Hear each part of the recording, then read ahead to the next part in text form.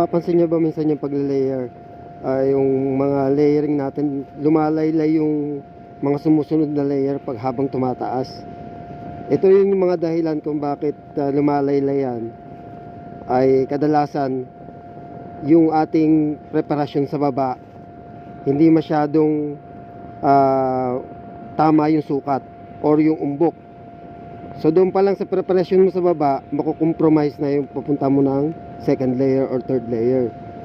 So para maiwasan mo yan, dapat yung unang layer mo pa lang ay tama na ang sukat at tama na ang umbok. At saka kung minsan yung bakal sobrang init na, so kailangan mong magbawas ng power ng amperahe at voltahe mo habang tumataas ka, or pwede rin pagpahingahin mo din muna yan ng konti yung bakal, or pwedeng bilisan mo naman yung travel speed mo. So ito, naka 3 layer to. So gawin natin mga 4. Tingnan natin kung lalaylay.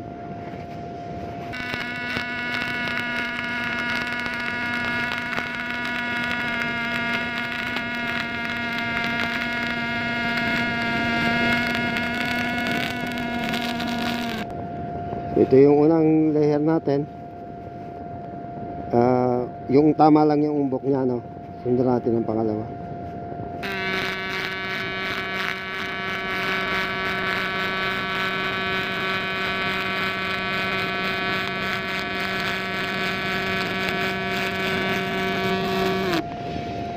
So yung pag nagle-layer ka, ang pinaka-pattern mo ay yung umbok ng unang layer mo. So yung pinaka-maumbok na part noon, yung pinaka-guide mo, para hindi ka lumampas dun sa, para maging tuwid tingnan yung nile-layer mo.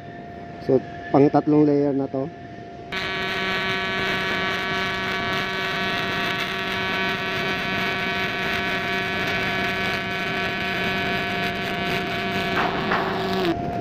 Ayan.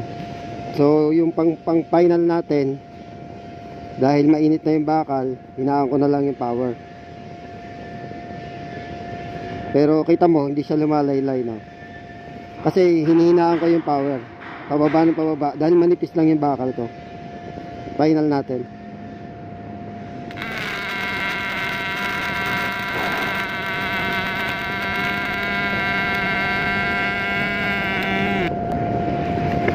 So ayan na siya.